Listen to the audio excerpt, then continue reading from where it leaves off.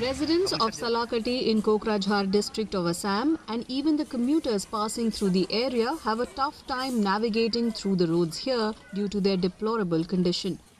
Despite numerous complaints made to the authorities, nothing has been done. ইয়াত প্রত্যেক দিনে হাজার হাজার মানুষ আপ ডাউন করে।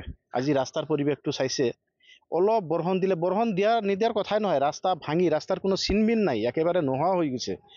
আজি 2 বছৰৰ পৰা এইটো ৰাস্তা এনেকুৱা হৈ আছে। কোনো এজন জনপ্ৰতিনিধি বা কোনো এজন মানে এই ইয়াৰ PWD ডিপাৰ্টমেণ্টৰ মানে ফালৰ পৰা যে ইয়াত যে মানে 10 টকাৰো মানে যে এটা মানে ইয়াত মানে কাম কৰিছে বা মানে এক ট্ৰেক্টৰ যে মানে তেনেকুৱা মানে কিবা পৰাইছে মানে পাথৰ পেলাইছে, তেনেকুৱা কোনো উদাহৰণ নাই।